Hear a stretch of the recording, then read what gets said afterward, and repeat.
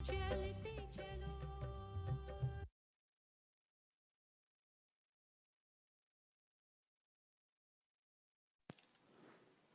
शांति। आज की सुनहरी शाम में आए हुए सभी भाई बहनों का तहे दिल से स्वागत है। हम सभी जिन पलों का इंतज़ार कर रहे थे वो पल आ गए हैं, लेकिन अच्छा है ये इंतज़ार हो गया क्योंकि कुछ हद तक हमने मेडिटेशन भी किया और मेडिटेशन करके कोई भी इवेंट शुरू करते हैं तो डेफिनेटली उसमें सक्सेस तो ज़्यादा मिलती ही है। तो डॉक्टर भालचंद्र भाई हमारे बीच में जुड़े हैं, लेकिन उससे पहले मैं अनुरोध करूंगा आदरणीय अर्चना दीदी से कि वे आज के कार्यक्रम का उद्देश्य और हमारे डॉक्टर भाई जो जुड़े हैं उनके बारे में शॉर्ट में परिचय हम सभी के बीच में समक्ष रखें। आदरणीय अर्चना बहन जी। ओम शांति। आज हम सभी बाहर का वातावरण देख रहे हैं।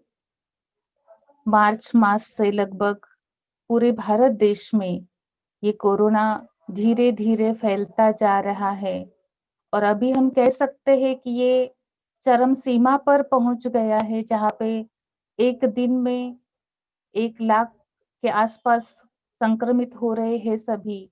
तो मन में कई सारे सवाल सेंटर पर रहते हुए, सेवा करते हुए हम सभी के मन में उठते हैं। तो कभी-कभी लगता है ये कोरोना है या नहीं है, कभी-कभी लगता है कि ये कोरोना कितना डेंजरस है, क्या कर सकता है। कभी-कभी लगता है कि थोड़ा-सा सर्दी हुई, जुकाम हुआ तो क्या मुझे भी ये है। तो ऐसे बहुत सारे सवाल हमारे अंदर मन में उठते हैं। तो आज इन सभी सवालों का जवाब हमें इस सेशन के द्वारा मिलेगा, जो मुंबई के प्रख्यात डॉक्टर भालचंद्र महामुनि, जो कि आयुर्वेद में एमडी पुणे से किए हुए हैं, हमारे मेडिकल विंग ब्रह्मा कुमारी के आजीवन सदस्य है। एक ऐसा वक्ता आज हमें इस विषय पर फोकस डालने के लिए मिला हुआ है या मार्गदर्शन करने के लिए मिला हुआ है, जिन्होंने जय महाराष्ट्र, आईबीएम, लोकमत, साम ऐसे बहुत सारे टीवी चैनल्स के माध्यम से इस विषय में मतलब हेल्थ के विषय में गाइडेंस दिया हुआ है बहुत से विषयों पर, जिनको वैद्य रत्न पुरस्कार से सम्मानित किया हुआ है। और अभी वर्तमान में वो पारस स्पेशलिटी क्लिनिक के डायरेक्टर है, जो ठाणे, दादर, बोरिवली और वाशी में उनके ब्रांचेस है। तो आज का सब्जेक्ट हमारा यही रहेगा, बहुत ज्यादा टाइम नहीं लेती हूँ मैं, लेकिन आपका आज का सब्जेक्ट यही रहेगा कि golden triangle the ultimate solution. ये जो महामारी हम सबके सामने है, तो इसका सॉल्यूशन क्या है, हमें क्या करना चाहिए, हम क्या कर सकते हैं अपनी लेवल पर, जिससे हम खुद भी सेफ रहे, सेवा केंद्र का वातावरण भी सेफ रहे, ब्राह्मण परिवार पूरा सेफ रहे, स्वस्थ रहे। तो मैं रिक्वेस्ट करती हूँ डॉक्टर भालचंद्र महामुनि से कि वो हमें इस विषय पर अपना मार्गदर्शन दे। और साथ ही साथ अगर आप सबके मन में, किसी के मन में कोई डाउट आता है, कोई क्वेरी आती है, तो भी आप सेशन के एंड में अ, उनसे पूछ सकते हैं, अपने क्वेरीज चैट के माध्यम से भी पूछ सकते हैं। तो ज्यादा टाइम नहीं लेती हूँ मैं, आदरणीय डॉक्टर भालचंद्र महामुनि जी से रिक्वेस्ट करती हूँ कि वो अपना सेशन कंटिन्यू करें। ओम शांति।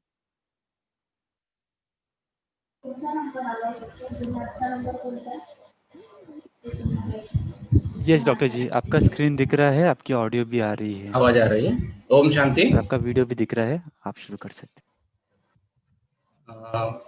आज का जो विषय है उस विषय का नाम है कि कोरोना मिथ्स अँड फॅक्ट्स, यानी कोरोना या आजाराविषयीचे समज आणि गैरसमज। आणि कोरोना या आजारावर आजच्या घडीला सर्वात चांगलं सोल्युशन काय होऊ शकतं। बेसिकली आपण सगळे बाबांचे बच्चे आहोत। बाबांचं आपल्यावर एक विशिष्ट लक्ष असतं आणि बाबा आपल्याला नेहमीच सर्व संकटातून रक्षा करत असतो, आपण बाबांचे बच्चे असल्यामुळे। तर आता या कोरोनाच्या संकटातून सुद्धा तो आपली रक्षा करतोय पण हे करत असताना आपण सुद्धा स्वतः काही काळजी घेणं हे अतिशय आवश्यक आहे. तर ही काळजी कशा स्वरूपात मध्ये घ्यायची याबद्दल आपण पाहणार आहोत. सर्वप्रथम मी आदरणीय सुनंदा बहिणजींचं याबद्दल आभार मानतो की त्यांनी मला आज कोरोना या आजाराविषयी माझे विचार मांडण्यासाठी प्रोत्साहित केलं. हा विषय असा आहे की गेले अनेक दिवस मी कोरोना या विषयावर काम करत आहे, पण आज अशी अवस्था झाली की आपल्यातलेच काही सहयोगी, आपल्यातलेच काही बाबांचे बच्चे यांना सुद्धा हा कोरोना या आजारात थोड्या प्रमाणात व्हायला लागलेला आहे. तर या दृष्टिकोनातून आपण काय प्रिव्हेन्शन करावं या दृष्टिकोनातून आजच्या या विषयाचा सगळा संदर्भ आहे. तर सर्वप्रथम मी बहिणजींचे आभार मानून मी माझा आजचा विषय सुरू करतोय. आजच्या आपल्या या संपूर्ण डिस्कशन्स मध्ये आपण पाहणार आहोत की कोरोना म्हणजे नेमकं काय आहे, तो का होतो, कोरोनाची कोणती लक्षणं आहेत, कोरोनाच्या तपासण्या आणि त्याचं महत्त्व काय आहे, कोरोनाचा प्रतिबंधक उपाय काय आहे. समजा कोरोना झाला तर सद्यस्थितीमध्ये आपण काय उपचार करायचे आहेत, कोरोना झाल्यानंतर स्वतःचा बचाव कसा करायचा आहे, कोरोनाबद्दल काही समज आणि गैरसमज खूप मोठ्या प्रमाणामध्ये आज पसरलेले आहेत, तर त्यांचंही आपण निराकरण करणार आहोत. आणि कोरोना झाल्यावर आपण एक गोल्डन ट्रायंगल नावाचा एक उपचार पद्धती गेली 6 महिने वापरतोय रुग्णांमध्ये आणि त्याचे काही यशस्वी अनुभव मी तुमच्या सोबत शेअर करणार आहे. तर पहिल्यांदा पाहूयात की आज संपूर्ण सृष्टीला किंवा संपूर्ण पृथ्वीला या व्हायरसनं प्रभावित केलेला आहे. आपल्याला या व्हायरस बद्दल बऱ्याचशा गोष्टी सोशल मीडियाच्या माध्यमातून, व्हॉट्सअपच्या माध्यमातून, सरकारी यंत्रणांच्या माध्यमातून माहिती झालेली आहे. पण आज मी या प्रेझेंटेशन मध्ये काही स्पेसिफिक त्यातल्या गोष्टी घेतोय, कारण कोरोना हा विषय आपल्याला प्रामुख्यानं समजावा. साधारणपणे तारीख आहे 29 डिसेंबरची 2019 की ज्या दिवशी चीनमध्ये वुहान नावाच्या शहरामध्ये कोरोनाचा पहिला रुग्ण सापडला किंवा कोरोनाचा पहिला रुग्ण आहे असं जगाला समजलं. तर याची उत्पत्ती ही वुहान सारख्या शहरामध्ये झाली. तर त्या ठिकाणी एक विशिष्ट संदर्भ आहे की तो कोरोना हा व्याधी हा फिश मार्केट म्हणजे जिथं मांसाहार किंवा माशांचं मार्केट आहे अशा मार्केटमधून त्या आसपासच्या लोकांना हा आधी व्हायला लागला. त्याचा खूप मोठा सिग्निफिकन्स आहे कोरोना समजून घेण्यासाठी. त्यानंतर आपण पाहिलं की हा कोरोना अनेक वेगवेगळ्या माध्यमातून पूर्ण जगभर पसरला आणि गेल्या 7 ते 8 महिन्यामध्ये तो आता पूर्ण विश्वामध्ये पसरला. आता असं खूप कमी ठिकाण राहिले की ज्या देशांमध्ये आज कोरोना हा व्याधी किंवा हा आजार पसरलेला नाहीये. तर बेसिकली याचं वर्णन हा पॅन्डेमिक या स्वरूपामध्ये ॲलोपॅथीमध्ये केलं जातं.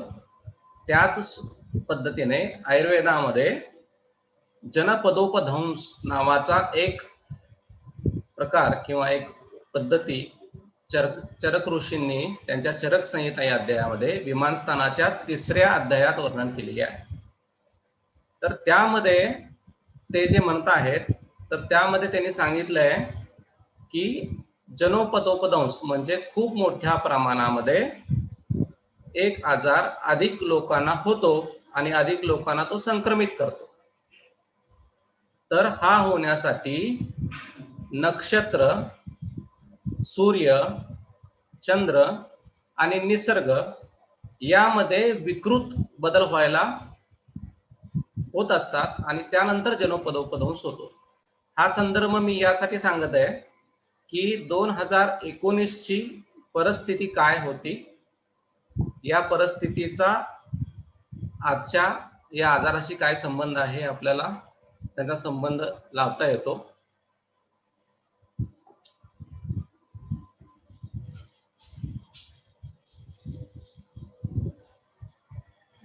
त्यामुळे या गोष्टी आपण समजून घेणं गरजेचं आहे.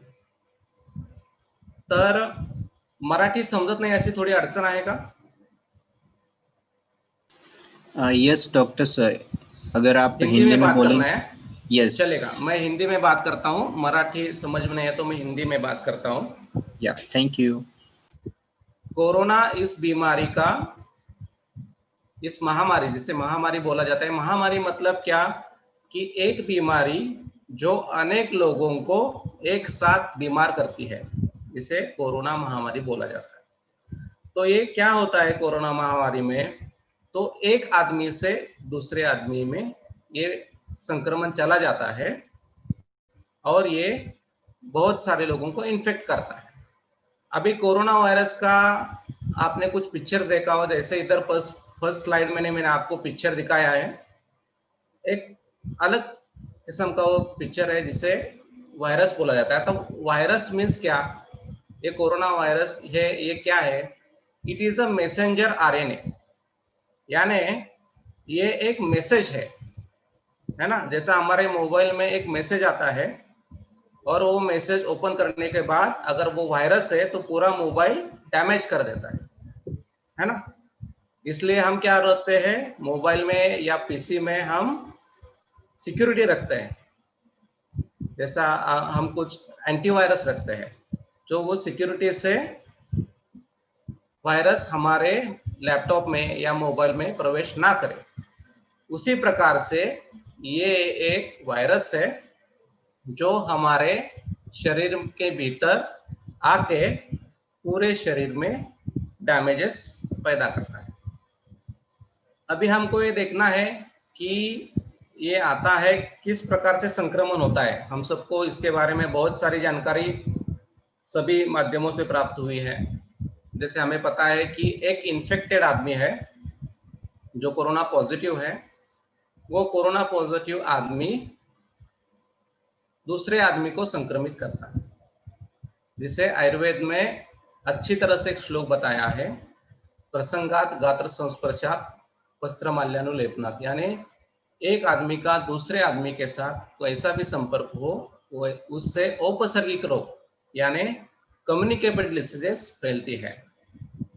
और इसमें एक 4 व्याधियों का नाम हमारे सुश्रुत नाम के ग्रंथकार ने दिए हैं, जिसमें कुष्ठ नाम का है यानी त्वचा रोग है एक प्रकार का, अभिषंध है यानी आंखों का एक बीमारी है, शोष है यानी राजयक्ष्मा एक बीमारी है, और ज्वर एक बीमारी है. ये बीमारियां हमारे शरीर में औपसर्गिक रोग यानी एक आदमी से दूसरे आदमी में फैलने के लिए कारण होती है, ऐसा बताया गया है. तो ये सब बीमारी फैली जाती है. हमको इसके बारे में बहुत अच्छा तरह पता है. हम अगर फोन ऑन करते हैं किसी को कॉल लगाने के लिए, तो गवर्नमेंट ने कॉलर ट्यून भी अभी लगाया है कि 2 फीट की गज की दूरी बनाए रखे, यानी जिसको भी हर आदमी के साथ आपको सुरक्षित अंतर रखना है.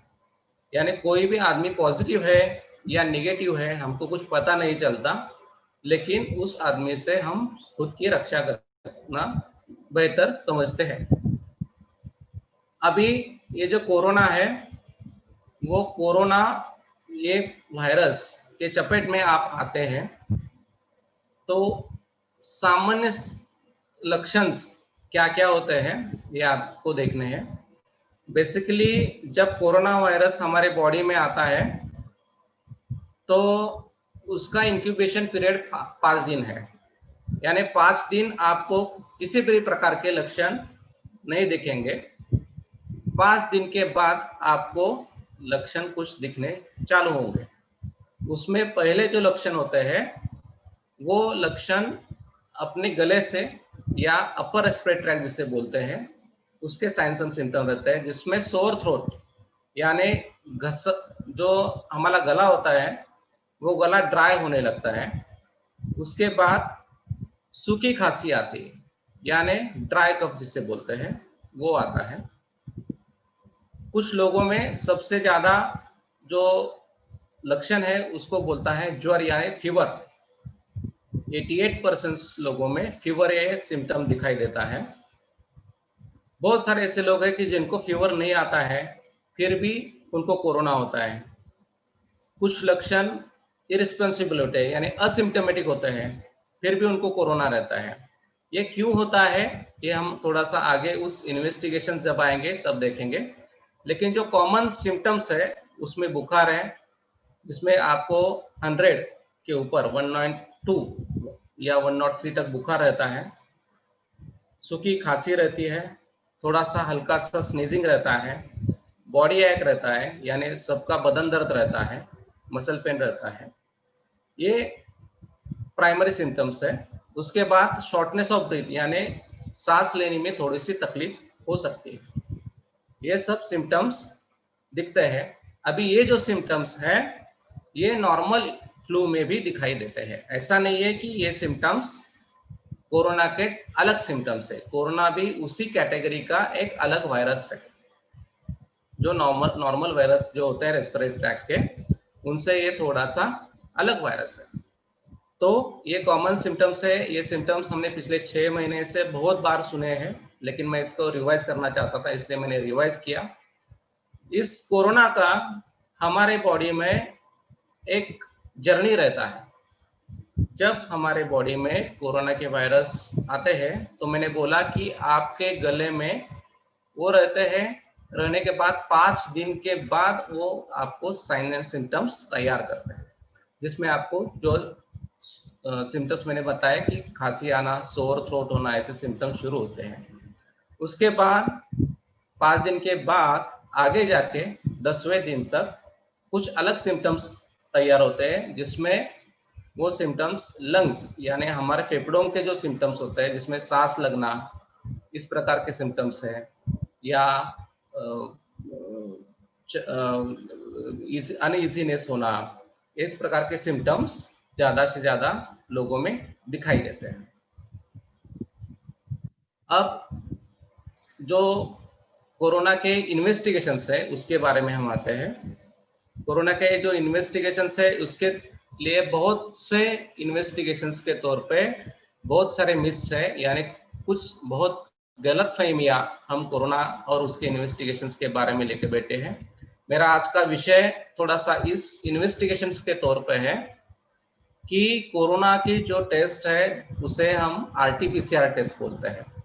अभी ये जो आरटीपीसीआर नाम की जो टेस्ट है वो क्या करते हैं, आपके नेजोफेरिंक्स का एक स्वैब लेते हैं। स्वैब लेके उस स्वैब में कोरोना के वायरसेस है क्या इसकी जांच करते हैं। अगर वायरसेस है तो ये टेस्ट पॉजिटिव आता है। ये कोरोना आपके बॉडी में है ऐसा 100% बताता है। अगर ये टेस्ट पॉजिटिव है तो आपको कोरोना नाम की बीमारी हो गई। लेकिन इस टेस्ट को थोड़ा सा टाइम लगता है, इसलिए एंटीजन नाम का एक टेस्ट किया जाता है, जिसका इस टेस्ट का टाइम पीरियड कम है, यानी आपका डायग्नोसिस जल्दी होता है। लेकिन आप देखेंगे कि बहुत सारे केसेस अभी ऐसे हैं कि जिनमें आरटीपीसीआर टेस्ट निगेटिव है, एंटीजन टेस्ट निगेटिव है, फिर भी उनके फेफड़ों में कोरोना चला गया। ऐसा क्यों होता है?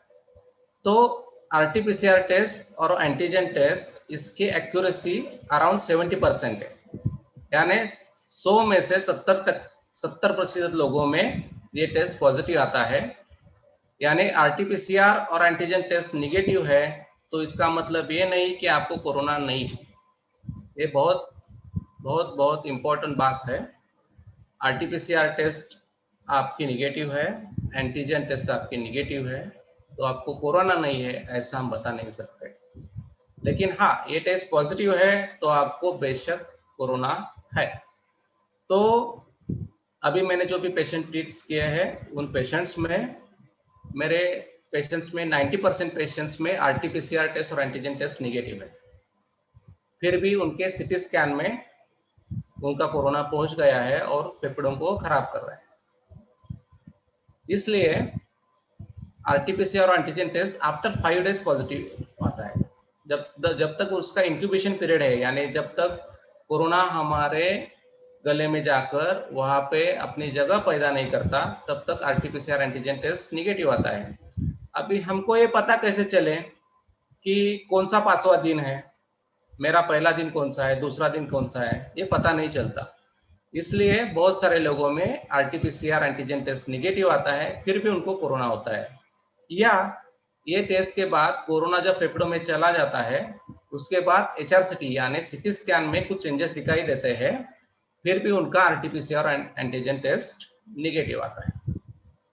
अभी जो आरटीपीसीआर और एंटीजन टेस्ट है, उसके लिए गवर्नमेंट के कुछ नॉर्म्स है, यानी गवर्नमेंट अप्रूव्ड लैबोरेटरीज है या गवर्नमेंट अप्रूव्ड कुछ सेंटर्स है, वहां पे जाके आपको ये टेस्ट करवाना पड़ता है। उसके लिए कुछ फॉर्मेलिटीज है, ये आपको करनी पड़ती है। अगर आपको ये टेस्ट करने को कुछ दिक्कतें हैं, उसके कुछ नॉर्म्स है, यानी आपके डॉक्टर से वो लिखवाना चाहिए, आपको कुछ कांटेक्ट का हिस्ट्री चाहिए और उसके बाद ट्रेसिंग हिस्ट्री चाहिए, तभी जाके ये आरटीपीसीआर और एंटीजन टेस्ट किया जाता है। ऐसे मैंने अब चाहा कि मैं जाता हूँ और आरटीपीसीआर टेस्ट एंटीजन टेस्ट करता हूँ, ऐसे प्राइवेट लैब्स में नहीं होता। गवर्नमेंट अप्रूव्ड लैब्स में करते हैं, लेकिन प्राइवेट लैब्स को कुछ नॉर्म्स के तहत ये टेस्ट करने का कुछ लिमिटेशंस है। तो आपके नजदीक में अगर कुछ लैब्स है जिसमें हम कुछ ब्लड टेस्ट बताते हैं, ये blood test rising after 4 to 5 days, ये ब्लड टेस्ट में अगर आपको कोरोना इन्फेक्टेड है तो ये लेवल्स राइज होते हैं। इसमें सीआरपी नाम का एक लेवल है, सीरम फेरेटिन नाम का एक लेवल है, डी डायमर नाम का एक लेवल है और सीरम एलडीएच नाम का एक लेवल। ये टेस्ट कौन से भी लैबोरेटरी में होता है, यानी आपके नजदीक के लैबोरेटरी में ये 4 टेस्ट होते हैं और उसका रिपोर्ट्स कम से कम 2-2.5 घंटे में आ जाता है। डी डायमर को थोड़ा सा देर लगता है, लेकिन बाकी के जो रिपोर्ट्स हैं वो 1.5 घंटे में 2 घंटे में आ जाते हैं। अगर आपके खून में ये लेवल्स ज्यादा है तो आपको थोड़ा सा ये जानना जरूरी है कि आप कोविड पॉजिटिव हो सकते हैं। ऐसा नहीं है कि ये टेस्ट ये बढ़ गया है तो आपको 100% कोविड पॉजिटिव है, लेकिन आप में एक इंफ्लामेटरी रिस्पॉन्स आपके इम्यून सिस्टम से शुरू हो गया है, यानी आपके शरीर में कुछ सूजन आने की प्रक्रिया बहुत बड़ी शुरू हो गई है। अगर ये टेस्ट राइज है तो आप सीटी स्कैन कीजिए, आपके नजदीक में कौन सा भी सीटी स्कैन सेंटर होगा वहां पे एचआरसीटी नाम का इन्वेस्टिगेशन रहता है। आपके डॉक्टर से, नजदीकी डॉक्टर से आप ये एचआरसीटी करवा सकते हैं। एचआरसीटी में एक कोराइड स्कोर नाम का एक स्कोर दिया जाता है, जिसमें अगर आपको कोरोना का इन्फेक्शन है तो कोरोना का इन्फेक्शन किस हद तक गया है, ये आपको अच्छी तरह से उसकी जानकारी मिल सकती है। एक्सरे यह भी एक अच्छी बहुत टेस्ट है, लेकिन एक्सपोजर की वजह से बहुत सारे इन्वेस्टिगेशन सेंटर ने एक्सरे बंद करवा दिया है और एचआरसीटी एक्सरे की एडवांस टेस्ट है, इसलिए एचआरसीटी करवाना बहुत ही फायदेमंद होता है। लेकिन इस टेस्ट एचआरसीटी का मैं बताता हूँ, पहले कुछ दिनों में यानी पहले 3-4 दिनों में अगर आप एचआरसीटी करेंगे कोरोना होने के बाद तो ये एचआरसीटी में रिपोर्ट नॉर्मल आ सकती है।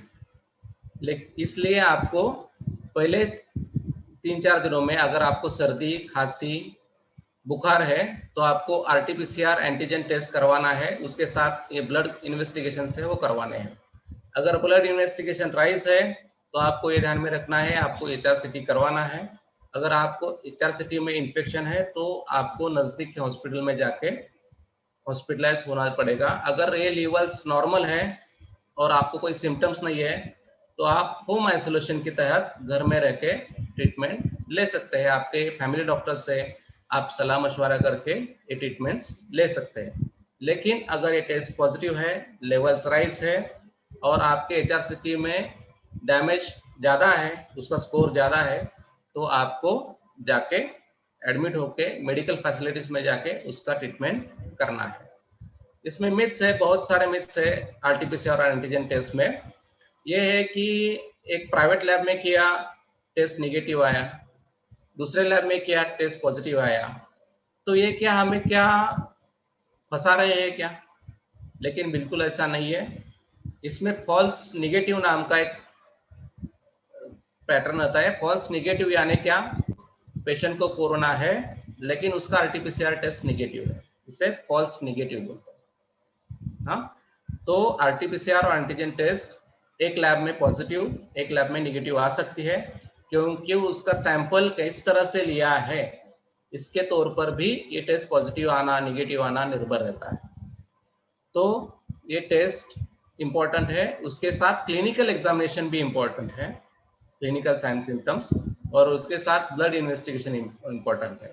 अगर ब्लड इन्वेस्टिगेशन जैसे मैंने बताया सीआरपी एलडीएच ये दोनों तो जनरली हर एक अभी प्रैक्टिशनर बीएमएस डॉक्टर है या कोई फैमिली डॉक्टर है वो करवा के लेता है। वो करवा के क्यों लेता है? अगर लेवलाइज है तो आपके बॉडी में कोरोना का इन्फेक्शन होने की संभावना बहुत बहुत बहुत ज्यादा है। ठीक है, तो इस प्रकार से ये इन्वेस्टिगेशंस का यूज करें। ये इन्वेस्टिगेशंस में कोई भी मिथ नहीं है। जो भी लैबोरेटरीज है वो लैबोरेटरीज गवर्नमेंट अप्रूव्ड है। ये लैबोरेटरीज को कुछ नॉर्म्स दिए हैं, उसके तहत वो एग्जामिनेशन करती है। लेकिन फॉल्स नेगेटिव आने की चांसेस रहेंगे। आप आरटीपीसीआर नेगेटिव है, antigen test swab test negative है, इसका मतलब ये नहीं कि आपको कोरोना नहीं है। इसलिए क्लिनिकल असेसमेंट और क्लिनिकल सिम्टम्स का भी बहुत बहुत मायना है, और ब्लड इन्वेस्टिगेशन और सीटी स्कैन का बहुत मायना है। हम सब को पता है कि कोरोना का प्रिवेंशन कैसे करना चाहिए। बहुत लोगों ने अवेयरनेस किया है, सोशल मीडिया में बहुत अवेयरनेस है, हमारे फैमिली डॉक्टर अवेयरनेस करते हैं। लेकिन एक बात मैं यहाँ पे स्ट्रांगली कहना चाहूँगा कि जो बात आयुर्वेद में बताई गई है, जिसका नाम है गंडूश, एक आयुर्वेद का चिकित्सा उपक्रम है, ये मिसिंग है। ये मिसिंग है और ये बहुत वैल्यूएबल प्रिवेंटिव एस्पेक्ट है। देखिए, मैं अभी मास्क पहन के 24 तास नहीं बैठ सकता, मैं हर जगह में सैनिटाइज नहीं कर सकता, मैं लोगों से मिल नहीं सकता, ऐसा हो नहीं सकता, लोग मेरे कांटेक्ट में आएंगे तो कोरोना मेरे पास आएगा क्या? आएगा। कोरोना मेरे गले में गया तो मेरे को हमारे गले में उसको टिकने को नहीं देना है। ये हम सबसे पहले कर सकते हैं। जितना हम सैनिटाइज बाहर को हमारे बॉडी को कर रहे हैं, हाथ को, तो हमको हमारे गले को सैनिटाइज करना जरूरी है। गले को सैनिटाइज कैसे किया जाता है? सिंपल प्रोसीजर है। हल्दी और नमक डाल के आप अगर रोज सुबह 15 से 20 मिनट या 5 से 10 मिनट भी आप गंडूश यानी कुल्लिया करें तो आपके जो फेरिंग्स है यानी आपका जो गला है जिसमें ये कोरोना सबसे पहले जाके सिचुएटेड होता है, वो क्लीन रहेगा। अभी आप देखिए, मेरा एक स्लाइड है लेकिन मैं इसमें डाल नहीं पाया हूँ। तो कौन से भी दुश्मन को हमारे अंदर घुसने के लिए एक होस्ट की जरूरत होती है। होस्ट, जैसे मैंने अभी ज्वाइन किया ये जूम मीटिंग मैंने ज्वाइन किया, मेरे को कुछ ने रोका, जो होस्ट है उसने रोका। मेरे को एक्सेस किसने दिया? होस्ट ने दिया।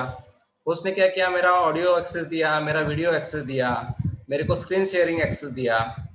तो ये होस्ट बहुत जरूरी है, जो ये कोरोना को एक्सेस देता है हमारी बॉडी में। हम कोरोना को अभी मार सकते हैं क्या? नहीं मार सकते। सारी दुनिया ढूंढ रही है कोरोना का वैक्सीन, है ना, पूरी दुनिया उसके पीछे लगी है, लेकिन कोई भी पॉजिटिव सॉल्यूशन नहीं मिल रहा है। यानी कोरोना है उसको एक विशिष्ट प्रकार का इक्वलिटी यानी वरदान प्राप्त है। जैसे रावण को वरदान था, है ना, रावण को क्या वरदान था कि आपको कोई मार नहीं सकता जब तक आपके नाभि में बाण ना चला जाए। इस प्रकार इस कोरोना वायरस को एक वरदान है। उस वरदान की वजह से उस कोरोना को कोई मार नहीं सक रहा है। इसका कारण भी है, ये मैं अभी आपको नहीं बताऊंगा, लेकिन आपको जो जानकारी चाहिए उसके लिए मैं बता रहा हूं तो हम अगर दुश्मन को खत्म नहीं कर सकते हैं तो खुद की रक्षा करें, ठीक है। तो दुश्मन को खत्म करने को जाइए नहीं, वो काम पूरी दुनिया कर रही है, तब तक हमको खुद को रक्षा करनी है। तो सबसे पहला इंपॉर्टेंस है, जैसा आप हैंड सैनिटाइजेशन कर रहे हैं, जैसे आप मास्क पहन रहे हैं, आप सोशल डिस्टेंसिंग का यूज कर रहे हैं, उसी प्रकार आप गंडूश करें। गंडूश से क्या होता है, हमारा जो ओरोफैरिंक्स होता है वहां पे क्लेद नाम का घटक रहता है। वो क्लेद नाम का जो घटक है वो सबसे महत्वपूर्ण है इस कोरोना के जर्नी में। तो कैसा कैसा महत्वपूर्ण है मैं आगे जाके आपको बताऊंगा। क्लेद यानी कफ, विकृत जो खराब कफ लगता है वो कोरोना को जगह देता है, हमारे शरीर में घुसने को जगह देता है, यानी होस्ट के रूप से वो काम करता है। अगर वो बॉडी में चला जाए, अगर वो कफ ही हम निकाल दे, होस्ट को ही हम कंट्रोल करें, तो वायरस आके भी उसको जगह नहीं मिलेगी, तो हमारे बॉडी में वो जा नहीं सकता है। इसलिए गंडूश का इंपॉर्टेंस है। इस पे रिसर्च भी हुआ है। आपको कुछ रिसर्च पेपर चाहिए तो स्विट्जरलैंड में इसका रिसर्च हुआ है, इस उपक्रम का, जो आयुर्वेद में 2000 साल पहले बताया गया है। कंठस्थान के व्याधियों के लिए गंडूश बहुत अच्छी उपाय योजना है। बाकी के प्रिवेंटिव मेजर्स आपने जाने हैं, पिछले 6 महीने से आप ये कर रहे हैं, लेकिन गंडूश का इस्तेमाल करें। हर एक कोई अगर गंडूश का इस्तेमाल करेगा तो प्रिवेंशन के ज्यादा चांसेस हो सकते हैं। अगर समझो आप कोरोना पॉजिटिव आ गए हैं तो क्या करें। पहली बात है, कोरोना पॉजिटिव आ गए तो घबराइए नहीं, ठीक है ना। कोरोना पॉजिटिव आ गए हैं तो मेडिटेशन करें, शिव बाबा का स्मरण करें, उसके स्मरण में बैठे रहे। हमारे पास ये तो बहुत अच्छी बात है। मेरा ट्रीटमेंट का ही, जब मेरे को फोन आता है पेशेंट का, सर ऐसे ऐसे मेरा रिपोर्ट पॉजिटिव आया है, सर मैं कोरोना पॉजिटिव हूँ, तो मैं तुरंत उनको मेडिटेशन का एक सॉन्ग भेज देता हूँ। उनको बोलता हूँ अभी आपको मैं जो बता रहा हूँ वो करना है। उसमें मैंने एक मंत्र चॉइस किया है, उसका नाम है ओम नमः शिवाय। अभी ओम नमः शिवाय ये मंत्र मैंने चॉइस किया है। मैं बोलता था कि अगर मेरे पास कोई बीकेज है उनको मैं मेडिटेशन का सॉन्ग दे सकता हूँ, लेकिन नॉन बीके लोग हैं जो कोरोना पॉजिटिव है, उनको ये गाने का अर्थ कैसे समझेगा, नहीं समझेगा। इसलिए मैंने उनको बोला कि मैं आपको ओम नमः शिवाय मंत्र देता हूँ। ये मंत्र एक्सीडेंटली मेरे एक इंसिडेंस ऐसा था, मैं आपको शेयर करना चाहूंगा कि मैं इसके लिए मंत्र चिकित्सा, आयुर्वेद में इस व्याधियों के दैव वपाश्रय चिकित्सा नाम का एक चिकित्सा बताई है। जैसे मेडिसिन से ट्रीटमेंट होती है, दवाई एक ट्रीटमेंट होती है, उसमें दैव वपाश्रय नाम की एक चिकित्सा बताई है। उसके अनुसार मैं काम कर रहा था, क्योंकि कोरोना के लिए आप दवाई नहीं दे सकते, ऐसे रिस्ट्रिक्शंस सभी डॉक्टर्स के थे। इसलिए मैं सोच रहा था कि अद्रव्य चिकित्सा की जाए, यानी कौन सा भी दवाई न देके ट्रीटमेंट की जाए। इसलिए मैं बोला कि एक मंत्र, और मेरी माँ शीला बहन जी है, वो मेडिटेशन करते करते मैं उसके सामने ऐसा बैठा था, सोच विचार कर रहा था कि कौन सा मेडिटेशन दूं लोगों को। तो उस वक्त उसने एक मंत्र लगाया, उसके मोबाइल में आया, वो ओम नमः शिवाय नाम का। और मैं सोच रहा था, वो मंत्र लगाने के बाद मैंने उसको मंत्र को सुना, 2 मिनट का अवसर होगा, मेरे दिमाग के सब विचार रुक गए। All my thoughts get stuck, यानी जहां पे थे वहां पे वो रुक गए। मैंने बोला माँ को, माता जी वो मंत्र मेरे को दीजिए, फॉरवर्ड कीजिए। वो बोली क्या रे, ये ओम नमः शिवाय मंत्र क्यों मांग रहा है तू। मैं बोला कि दो मेरे को उस पर काम करना है। मैंने उस पर रिसर्च चालू किया, ओम नमः शिवाय मंत्र गूगल पे डाला, वहां पे एक इंडियन एक्सप्रेस नाम का पेपर है, उसमें उनका रिसर्च है कि ओम नमः शिवाय इस मंत्र का अर्थ क्या है। उनमें पूरा डिटेल वो ओम नमः शिवाय मंत्र का अर्थ बताया है। तो ओम नमः शिवाय इसका अर्थ है शिव को प्रणाम करें, मैं शिव को वंदन करता हूँ। अभी शिव कौन है, हम सबको पता है, यानी शिव हमारा परमपिता परमात्मा है, उसको ही हम नमन करते हैं, उसको ही नमन करने को बोला है। और उसके बहुत अच्छे इफेक्ट्स मेरे पूरे ट्रीटमेंट आए हैं। जो भी मैंने पेशेंट ट्रीट किए हैं उन सबको मैंने ये बोला है कि ये मंत्र जब तक आप ठीक नहीं होते तब तक आपको सुनना है। ये मंत्र उसके बाद मैंने मेरे क्लिनिक्स में भी चालू किए, जो आम तरीके के लोग हैं उनको हीलिंग के लिए, उनमें भी अच्छी तरह से रिजल्ट्स आने लगे। तो सबसे पहली बात है, अगर कोरोना पॉजिटिव आप आएंगे तो आप मेडिटेशन में जाइए। मेडिटेशन में जाने के बाद आप बहुत अच्छा महसूस करेंगे। आपको कुछ सिम्टम्स है, उस सिम्टम्स के लिए मैं आपको बताता हूँ कि आपको क्या करना है। जैसे हमने बताया कि होम क्वारंटाइन किया जाता है। होम क्वारंटाइन किसे किया जाता है?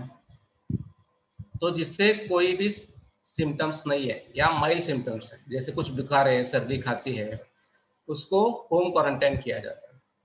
यानी घर में ही अलग रहना है, आपके इतर लोगों से आपको अलग रहना है। वो अलग रह के आइसोलेट करना है खुद को, और प्रिवेंशन यूज करना है। प्रिवेंशन यानी हमारा कांटेक्ट 2 फीट या 3 फीट तक किसी को ना हो, ऐसा प्रयास करना है। एक अलग से रूम में रहिए। उसमें आपको एक पल्स ऑक्सीमीटर लगता है। वो पल्स ऑक्सीमीटर आज मार्केट में मिलता है। वो पल्स ऑक्सीमीटर लाना है, आपका पल्स और आपका ऑक्सीजन सैचुरेशन देखना है। नॉर्मली ऑक्सीजन सैचुरेशन ये 95 के ऊपर रहता है। अगर किसी को कुछ फेफड़ों की बीमारी है या हार्ट की बीमारी है, उनमें 92 93 रहता है। 90 के अबव है तो आपको घबराने की कुछ जरूरत नहीं है, आप घर में ही रह के ट्रीटमेंट ले सकते हैं। आप आपके यहाँ पे जो नज़दीकी आपके फैमिली डॉक्टर्स है उनसे संपर्क करें। अगर फैमिली डॉक्टर आपके नज़दीक कोई नहीं है तो हमने एक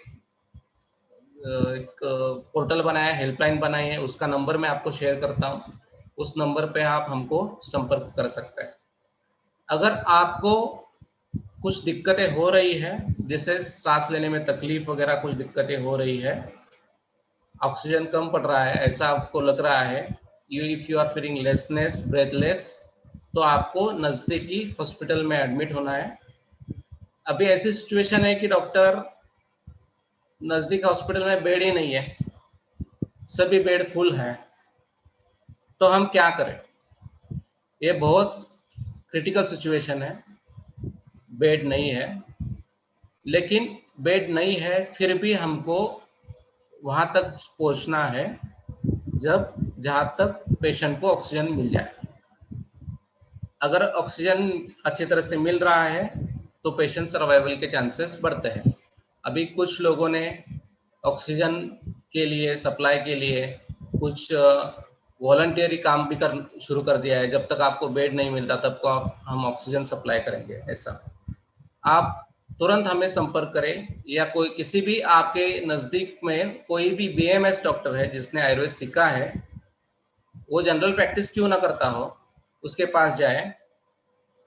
उसके पास जाने के बाद आप उसको बोले कि ऐसे ऐसे मेरे, या फोन पे संपर्क कर सकते हैं, जाने की भी जरूरत नहीं है, ऐसे ऐसे मेरे को तकलीफ है। वो कुछ दवाई आपको बना के दे सकता है आपके सिम्टम्स के ऊपर, तो वो दवाई ले, उससे आपको डेफिनेटली रिलीफ मिल सकता है।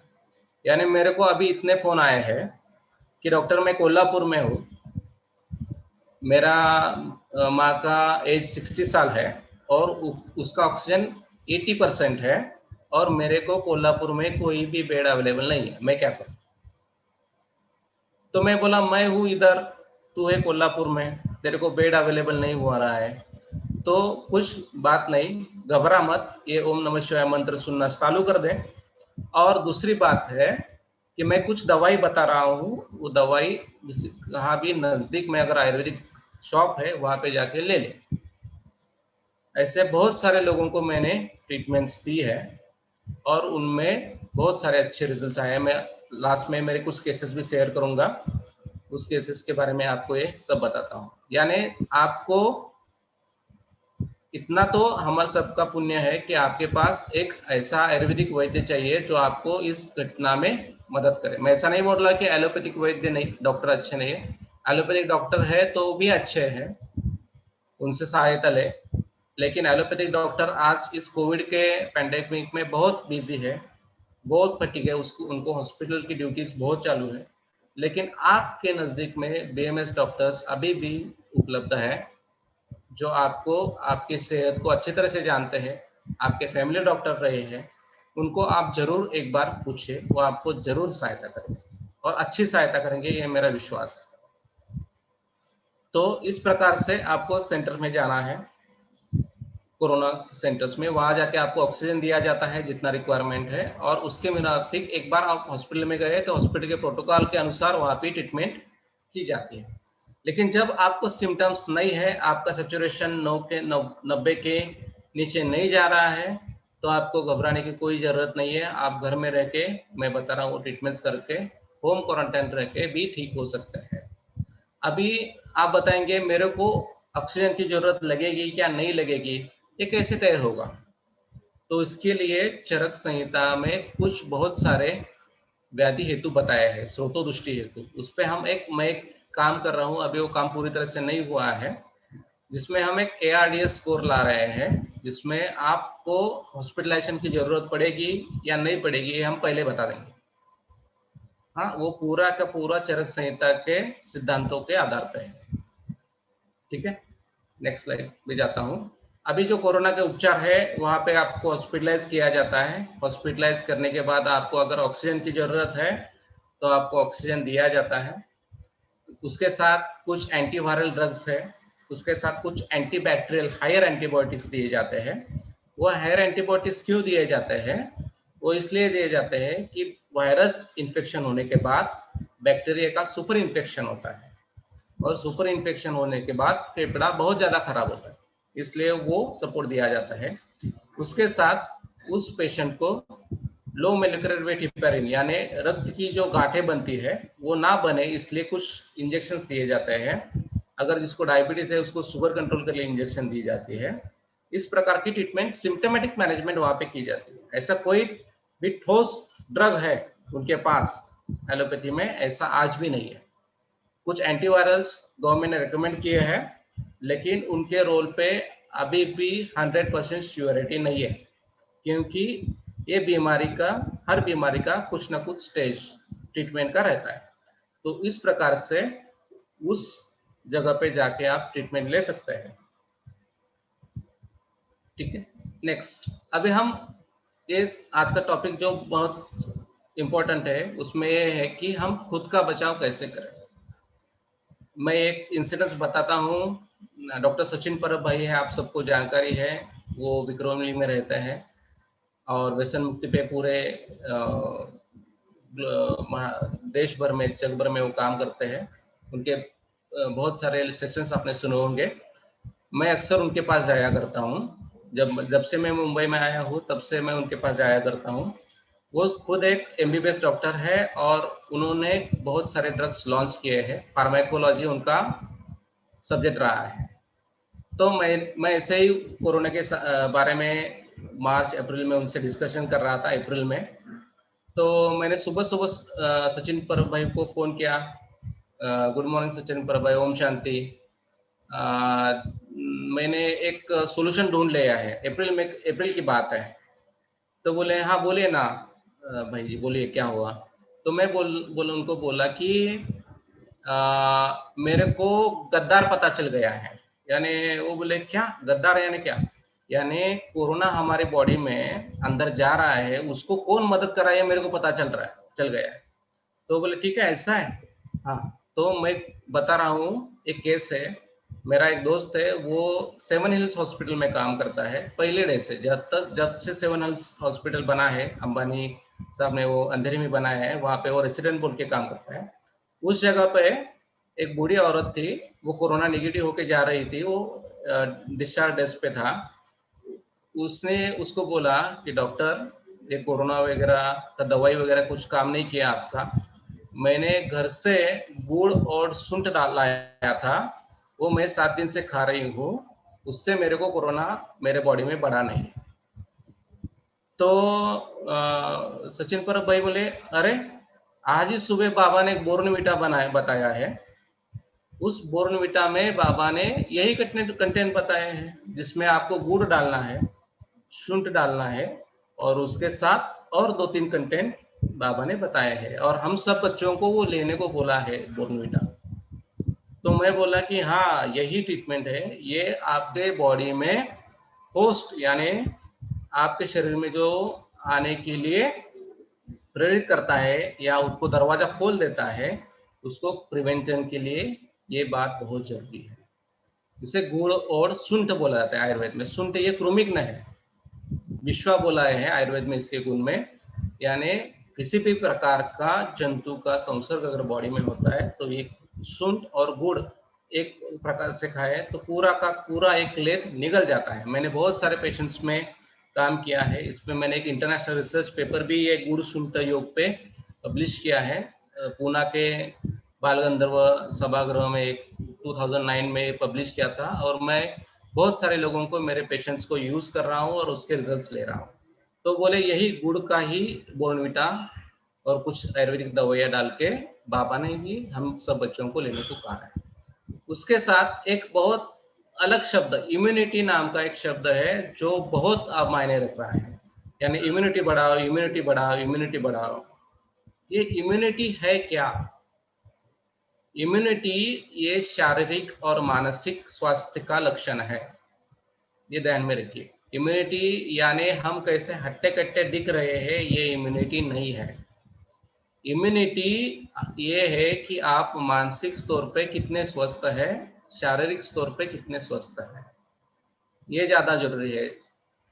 आयुर्वेद में कौन से भी व्याधि के आश्रय स्थान दो बताए हैं, ज्वर शारीर मानसा, यानी हर एक व्याधि का आश्रय स्थान शरीर और मन बताया गया है। हम शरीर की ट्रीटमेंट करते हैं, मन की नहीं करते। हम 50% ही ट्रीटमेंट करते हैं, इसलिए 50% ही सक्सेस मिलता है। लेकिन हम स्पिरिचुअलिटी हर बात में इंट्रोड्यूस करें तो इम्यूनिटी बढ़ती है। स्पिरिचुअलिटी इम्यूनिटी को बढ़ाता है, मेडिटेशन इम्यूनिटी को बढ़ाता है। इम्यूनिटी हमारे बॉडी सेल्स को मेडिटेशन एक्टिवेट करता है, रिचार्ज करता है। हर सेल को मेडिटेशन बूस्ट करता है, इसलिए मेडिटेशन की बहुत अच्छी जरूरत है। हम बहुत सारे बीकेज अमृत वेला करते हैं, हर घंटे का ट्रैफिक कंट्रोल करते हैं, उसी वजह से वो आज इम्यून है। तो शारीरिक इम्यूनिटी भी जरूरी है। शारीरिक इम्यूनिटी के बारे में आपको मैं जरूर डिस्कस करूंगा, जिसमें मैंने कुछ पोस्ट बनाए थे, जिसमें 1 चम्मच दूध और 1 चम्मच घी लेंगे तो भी इम्यूनिटी बढ़ती है। और योग, मेडिटेशन, सकारात्मक विचार और हर एक को हेल्पिंग नेचर आप लाते हैं तो भी इम्यूनिटी अच्छी तरह से बढ़ती है। अभी मैंने जैसे बोला कि ये कोरोना वायरस हमारे बॉडी में जाता है तो उसके लिए ये AC2 नाम का एक रिसेप्टर है। ये AC2 नाम का रिसेप्टर जब तक हमारे फेफड़ों में इसको अंदर एंट्री नहीं देगा तब तक हमारे फेफड़े खराब नहीं होंगे। तो ये कम करने के लिए हमारे बॉडी में अगर गुड़ शुंठी योग यानी गुड़ शुंठी या बाबा ने बताया हुआ बोर्नविटा लेंगे तो इतने बहुत कम चांसेस है कि आपको कोरोना फेफड़ों में चला जाए। ठीक है, तो ये फॉलो करना है हम सबको।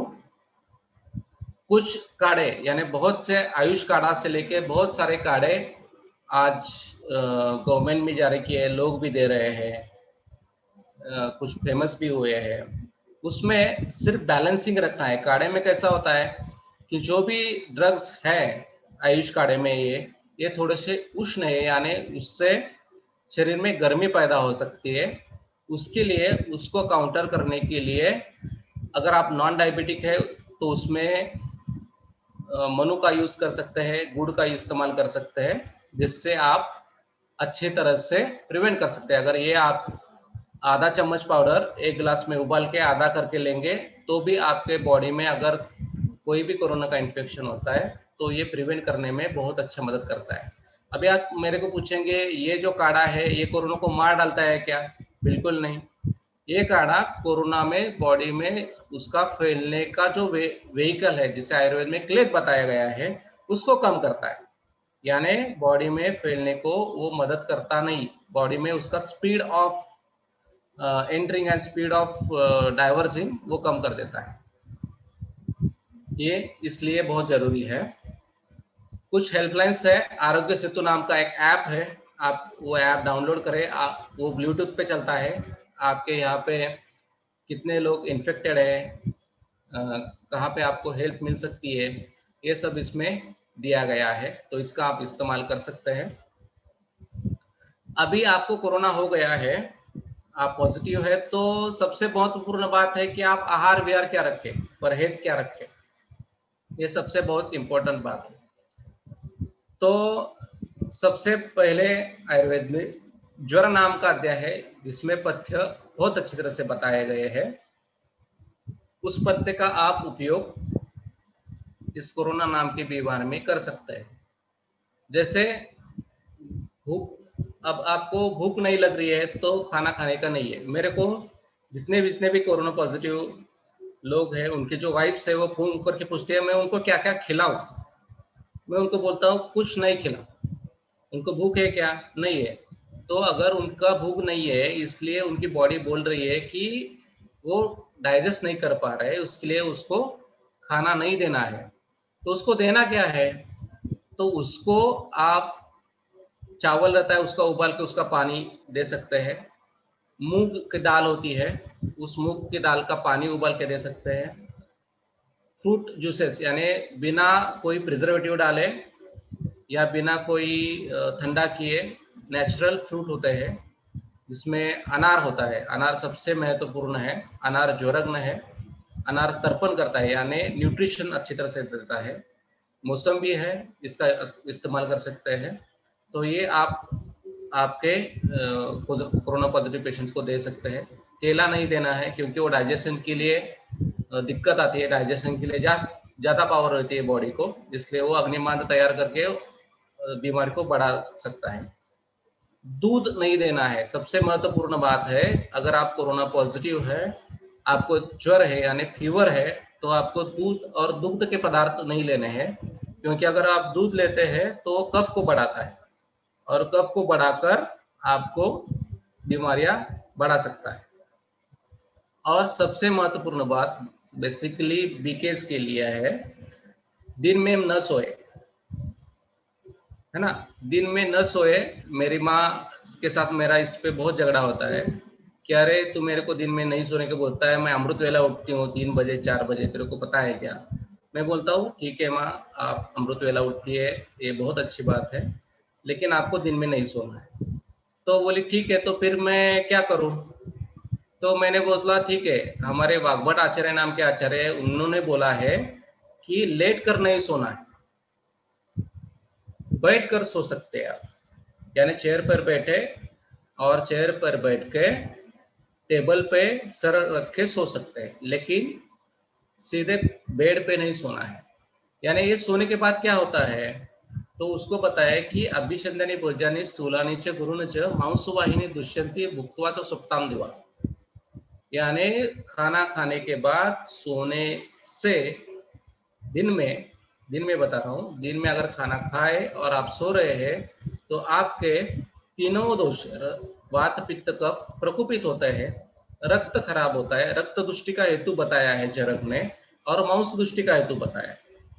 तो अगर आप ये सेवन कर रहे हैं तो आपके ये धातुएं खराब होती है, और आयुर्वेद के दृष्टिकोण से फेफड़ों की जो बीमारी है उस बीमारी में ये मांस धातु, रक्त धातु और रस धातु का बहुत इंपॉर्टेंट है।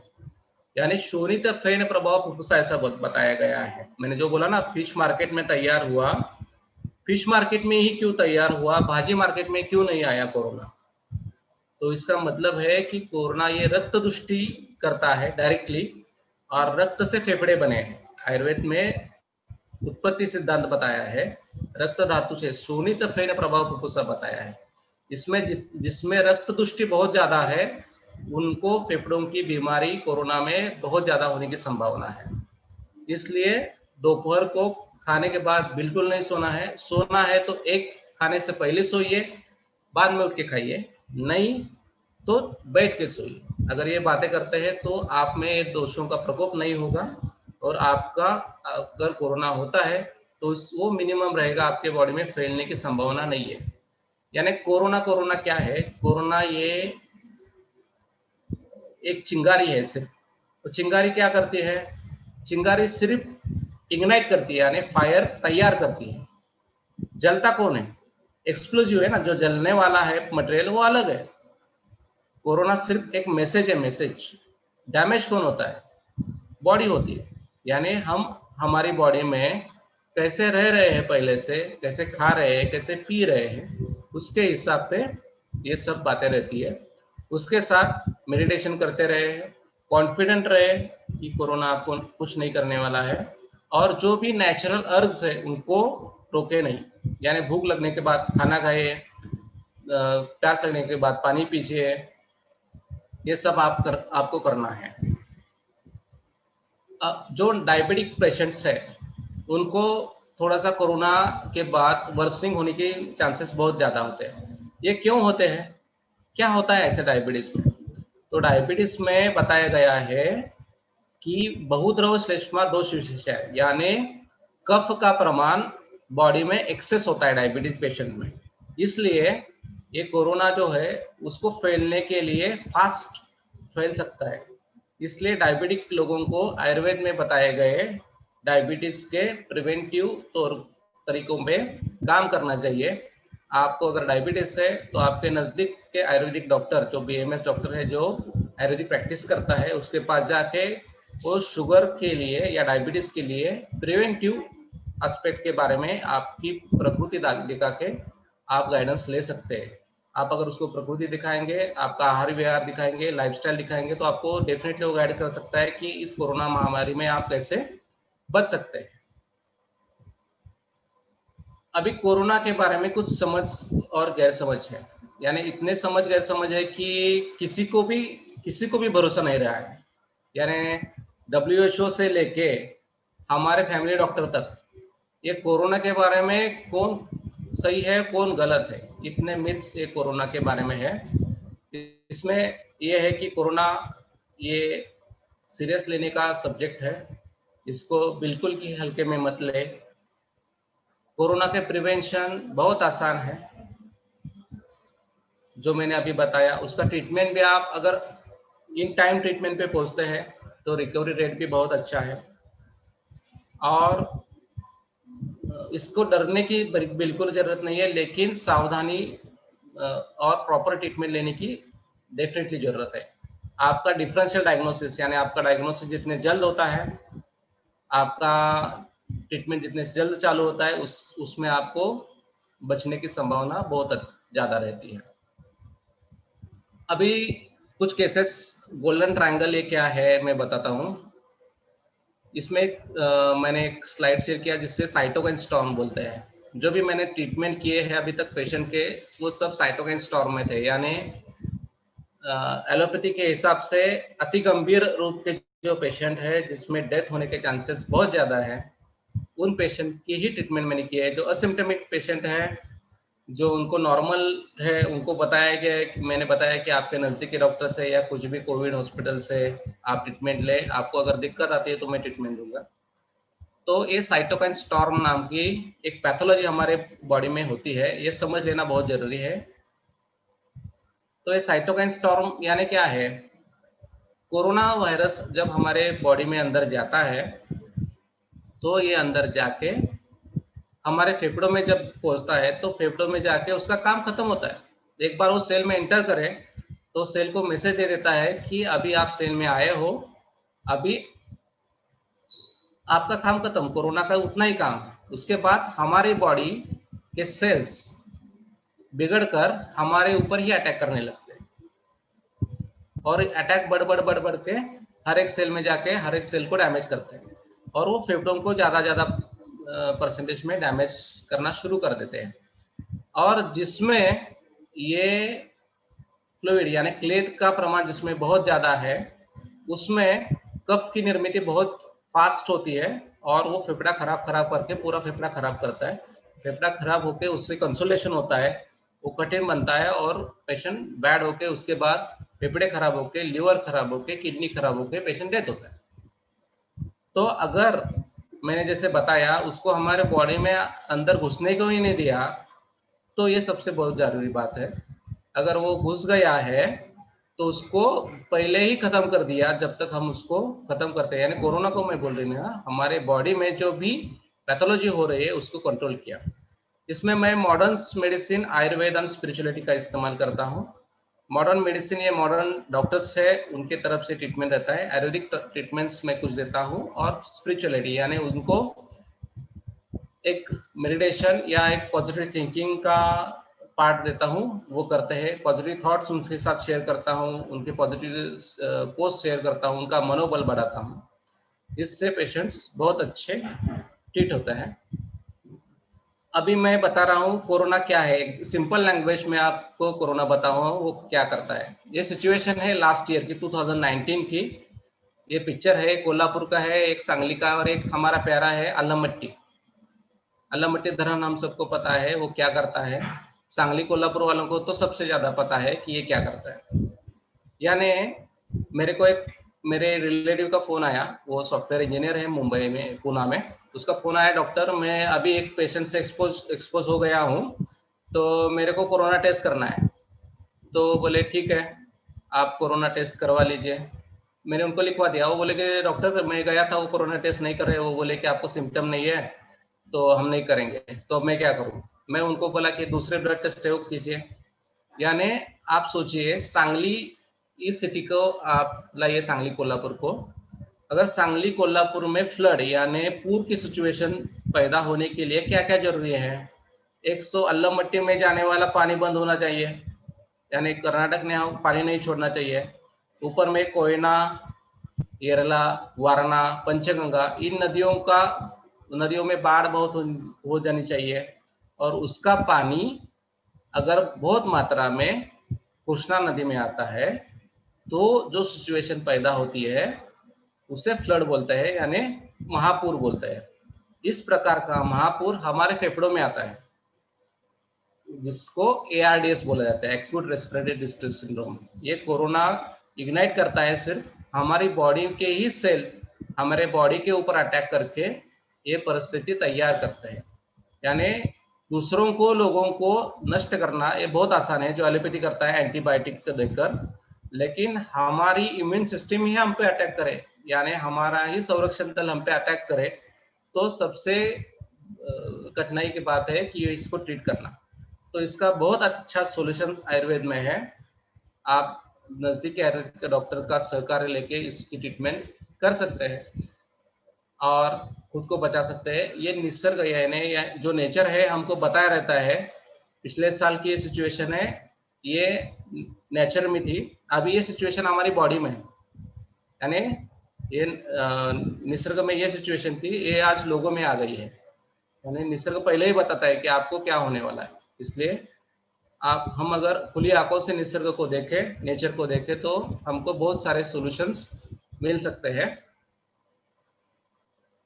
और एक लास्ट स्लाइड है कि इम्यूनिटी ये हमारे माइंडसेट के ऊपर काम करती है।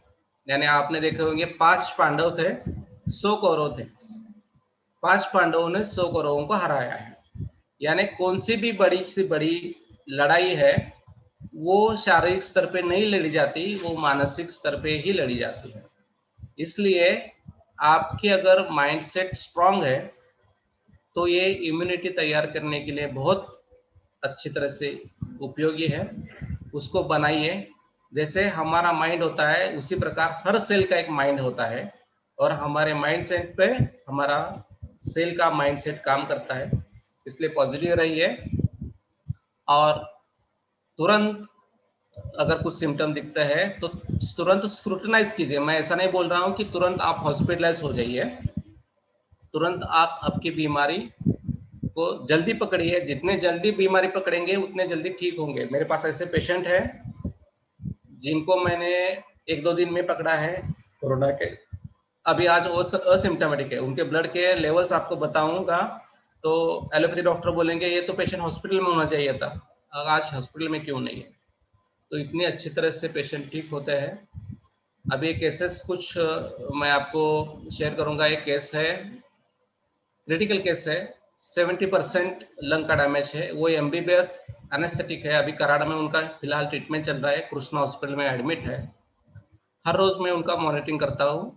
उनको कुछ भी सिम्टम नहीं है, ना उनको बुखार आया, ना उनको सर्दी हुई, ना उनको सोर थ्रोट था। एक दिन उनको अचानक सांस लगने लगी। सांस लगने के बाद वो खुद डॉक्टर थे, उनको लगा कि मेरे को सीटी स्कैन करना चाहिए। उन्होंने जाके सीटी स्कैन किया। उस सीटी स्कैन में उनको बताया गया कि आपका लंग्स 70% डैमेज हो गया है, यानी 70% लंग्स में आपको कोरोना है। मेरे पास उनका HRCT का रिपोर्ट है, अभी मैं आपको ये शेयर भी कर सकता हूँ। उनको तुरंत हॉस्पिटलाइज कराया गया है कृष्णा हॉस्पिटल में और एलोपैथी ट्रीटमेंट चालू करेगी। उनकी वाइफ है, वो BMS डॉक्टर है, मेरी सहकारी रह चुकी है।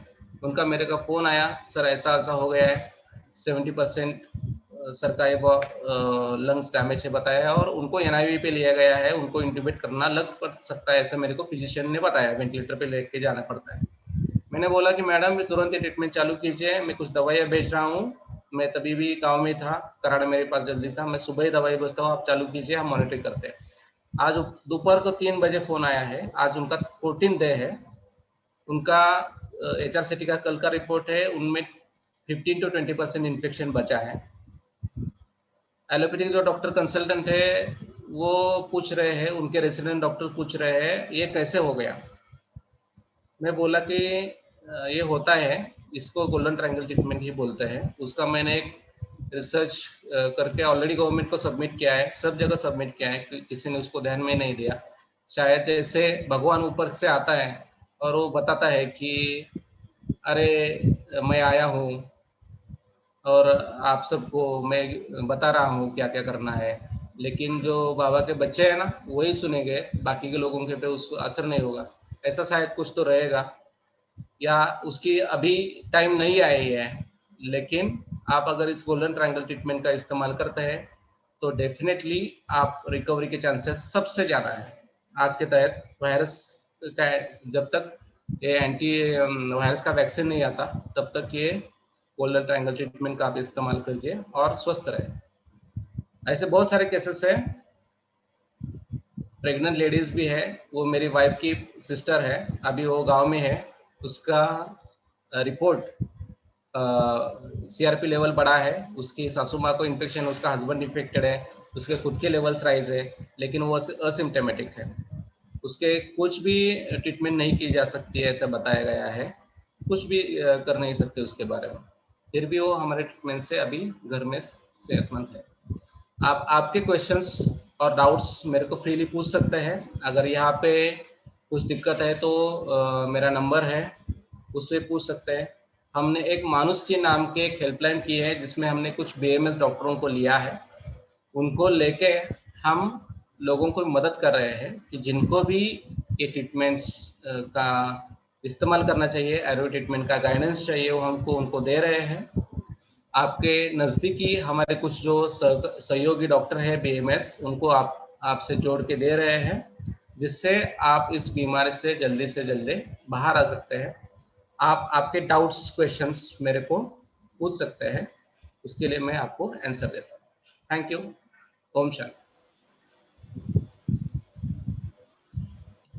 Thank you so much doctor sir. जिसका भी कोई क्वेश्चन हो आज के टॉपिक के रिलेटेड में, तो अपना वर्चुअल हैंड रेस कीजिए या फिर कमेंट सेक्शन पे हमें बताइए, तो हम कुछ सवाल लेंगे और उसके बाद तुरंत हम मेडिटेशन करेंगे।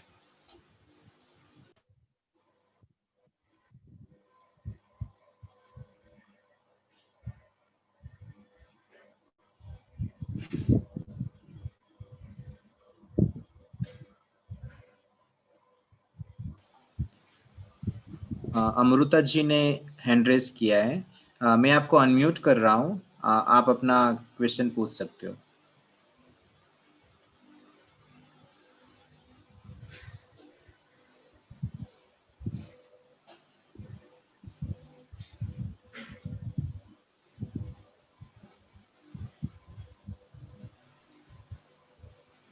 हॅलो.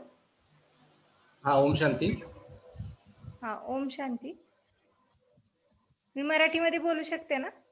हाँ बोले, बोला बोला। मला हे विचारायचं होतं की जे लोक बाहेर आहेत, की सतत हाँ त्यांना संपर्कात यावं लागतंय, नाईलाज आहे हाँ त्या गोष्टींसाठी, त्यांनी काय बरोबर। प्रिकॉशन घ्यायला हवेत? जे लोक बाहेर आहेत त्यांनी काय प्रिकॉशन घ्यायला हवी?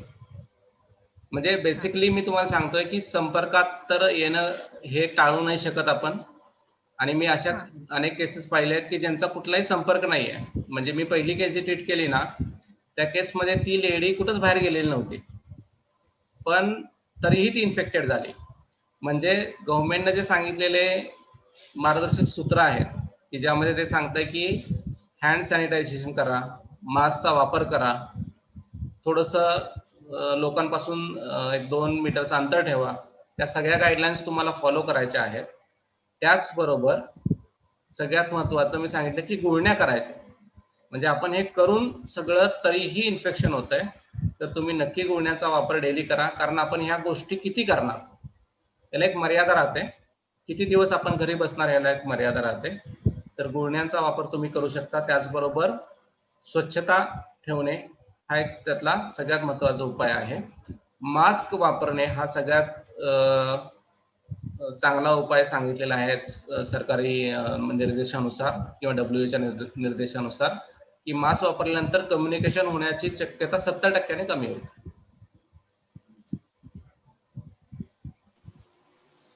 आणि थैंक यू कोणाचा सर. काही प्रश्न आहे? या एक और किशोरी जी ने हैंड रेज किया है, उनको भी हम अनम्यूट करते हैं.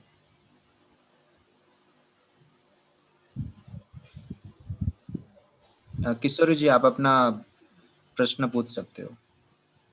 ओम शांती सर. ओम शांती. सुंठ गूळ तुम्ही सांगितलं ते प्रमाण किती घ्यायचंय?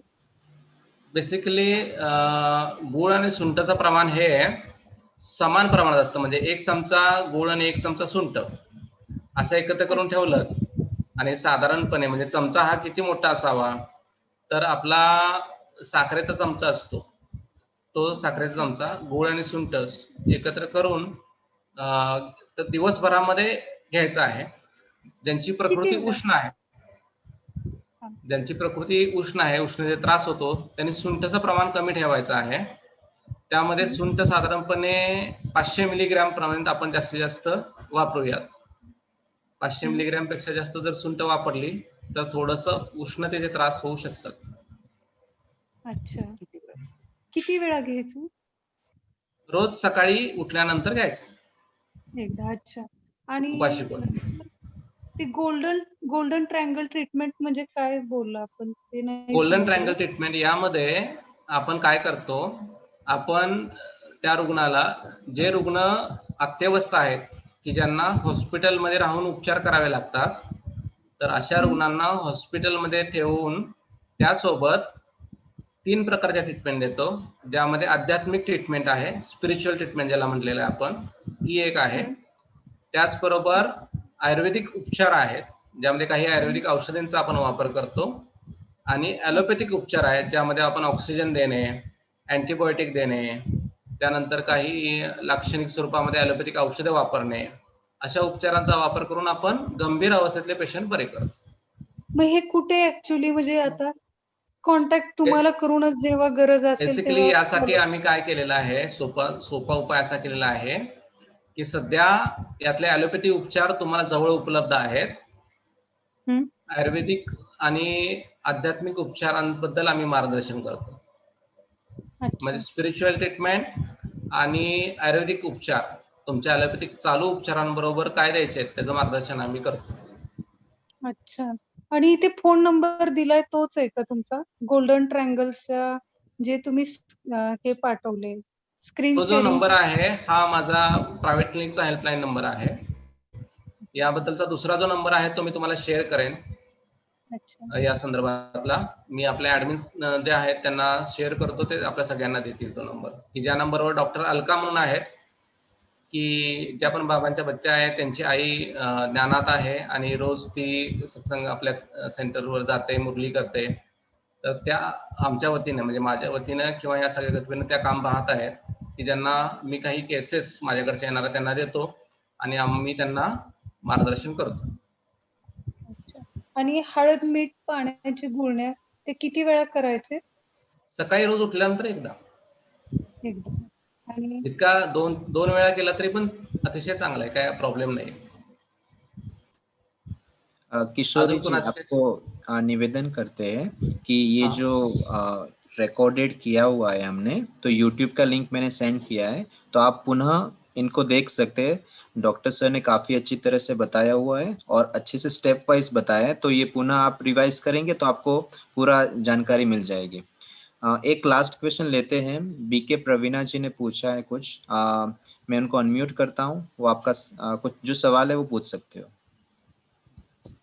हेलो। हाँ, ओम शांति। हेलो, ओम शांति। सर, मेरे को बचपन से साइनोसाइटिस की प्रॉब्लम है और हाँ। मेरा इम्यूनिटी भी बहुत कम है और मुझे थोड़ा भी डस्टिंग किया या कुछ भी स्मेल भी आई कि कहीं से अगरबत्ती हुई या खाने में छौंक लगाया तो मुझे तुरंत छींके आना स्टार्ट होती है। और अभी जो 2-4 दिन से प्रॉब्लम हो रही है तो उसमें क्या है, मैं रात भर सो नहीं पा रही हूँ। मेरे को चेस्ट पेन बहुत हो रहा है और ब्रीदिंग नहीं ले प्रॉब्लम हो रही, मतलब नाक से मैं ब्रीद ही नहीं कर पा रही हूँ, मुंह खोल कर ही सांस ले पाती हूँ जिससे पूरा गला सूख जाता है। तो ये क्या हो ठीक। सकता है? थोड़ा मुझे भी डर लग रहा है इसी चीज के लिए। बेसिकली आप पहली बात ये समझ लीजिए, आपको जो बीमारी है वो साइनोसाइटिस है।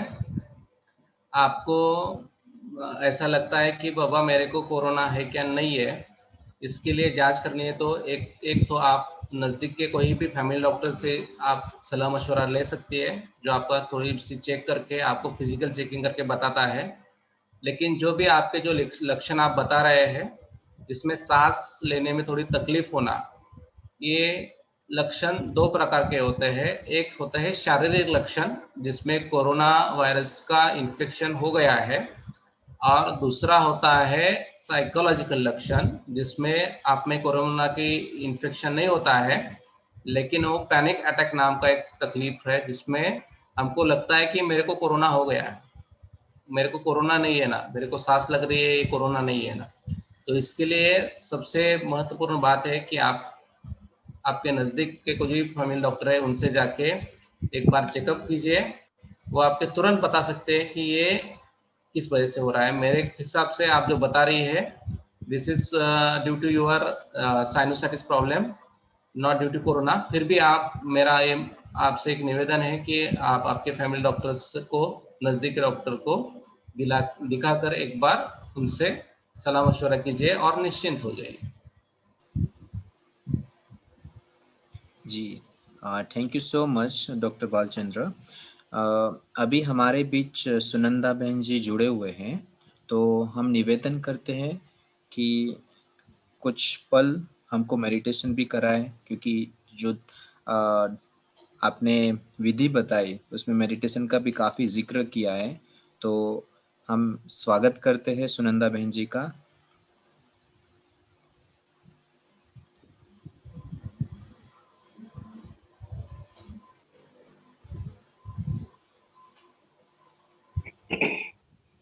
ओम शांति। ओम शांति। आपकी आवाज आ रही है? ज्ञान का आ रही है ना? ज्ञान का सागर सभी को शक्ति दे करके और अलग अलग प्रकार की युक्तियां बता करके तन मन की रक्षा कैसे करे उसका गाइडेंस देने वाले, सभी को अपने शक्तियों से भरपूर करने वाले और उमंग उत्साह दे करके आगे बढ़ाने वाले, सृष्टि के आदि मध्य अंत का ज्ञान सुना करके हर व्यक्ति को सुजाग करने वाले हमारे प्यारे बाबा और उसके अत्यंत प्रिय संतान हमारे आदरणीय डॉक्टर भालचंद्र भाई, इनकी विशेषता ये रही कि इन्होंने मुझे खुद फोन किया।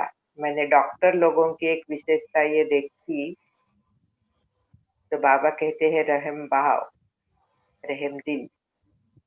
तो डॉक्टरों का दिल सचमुच रहम होता है, उसमें रहम दिल होते हैं ये लोग। इन्होंने मुझे खुद फोन करके बताया कि बहन जी ये प्रमाण बढ़ तो रहा है, और क्या हुआ कि 2-3 केसेस मेरे को 2-3 भाइयों ने बताया कि मुझे ऐसा तकलीफ हो रही है, मुझे ऐसी तकलीफ हो रही है। तो मैंने उनको भालचंद्र भाई का फोन नंबर दिया। और उनको बताया कि भाई आप इनको कांटेक्ट करो। तो 2-4 लोगों ने भी इनको कांटेक्ट किया। तो उसके बाद इन्होंने मुझे फ़ोन करके बताया कि आप ऐसा एक लेक्चर रखो, ताकि सभी को ये डिसीज़ अच्छी क्लियर हो जाए। ऐसे अभी तो व्हाट्सएप पर, यूट्यूब पर, पेपरों में, टीवी में जानकारी तो बहुत आ रही है, लेकिन थोड़ी-थोड़ी देते हैं। कोई कुछ बोलता है, कोई कुछ बोलता है। तो ये अपना भाई है और इनकी माँ, ये छोटे थे तब से इनके माता-पिता ज्ञान में चलते हैं। इनकी 2 बहनें भी सरेंडर है, तो जैसे ये अपना भाई हो गया। तो मैंने कहा कि ये भाई अपने को अच्छी तरह से क्लियर करेगा। और आजकल कई लोग एलोपैथी के बजाय होम्योपैथी या आयुर्वेदा को बहुत मान रहे हैं, और ये आयुर्वेदा में भी एमडी है। तो इनका रहम दिल मैंने ये देखा कि उन्होंने खुद मुझे बताया कि बहन जी ऐसा एक लेक्चर रखो, ताकि सबको उसका लाभ हो जाए। मैंने कहा ठीक है। मैं तो सोच रही थी कि अगले सप्ताह आदि रखूंगी। तो मैंने प्रफुल्ल भाई से बात की। आपको मालूम रहे कि डॉक्टर भालचंद्र को भी घर में प्रफुल्ल ही बोलते हैं। और फिर हमारे ये सीए प्रफुल्ल भाई है, जो हम सबको जोड़ने का काम करते हैं। तो उनसे मैंने बात की। मैंने शीतल से भी नहीं की, मैंने डायरेक्ट प्रफुल्ल भाई से बात की। प्रफुल्ल भाई ऐसा-ऐसा है, तो कब रखे इनका लेक्चर? मैं तो सोच रही थी कि अगले सप्ताह में रखें, लेकिन प्रफुल्ल भाई की भी एक विशेषता है कि वो तुरंत दान महापुण्य है। तो उन्होंने कहा बहन जी हम रविवार को ही रखते हैं। मैंने कहा बहुत सारे प्रोग्राम होते हैं रविवार को।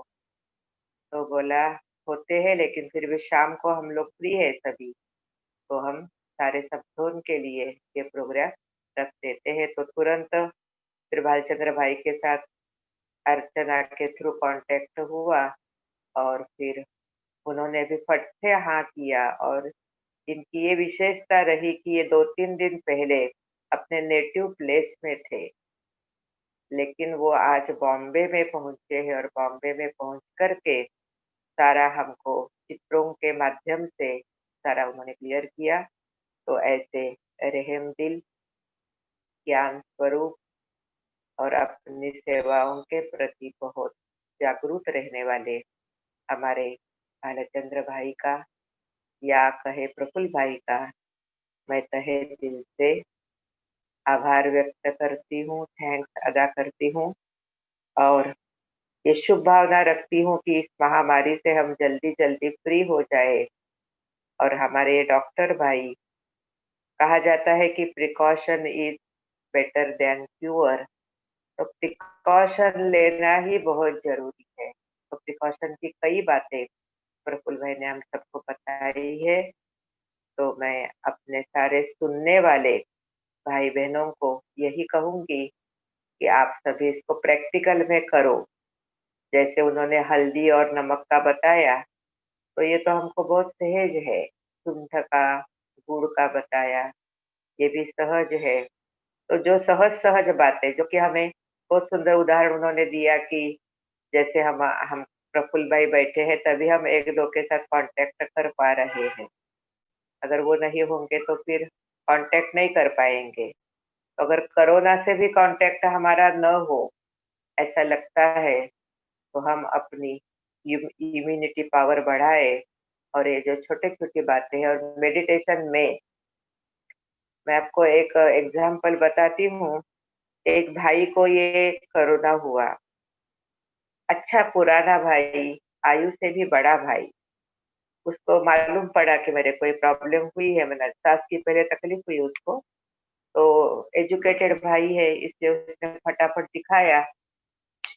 दिखाया तो मालूम पड़ा कि उसको कोरोना है। तो खाली मेरे को ही फ़ोन किया उन्होंने, बताया बहन जी ऐसे-ऐसे है, लेकिन मैं बहुत निश्चिंत हूँ, बाबा मेरे साथ है।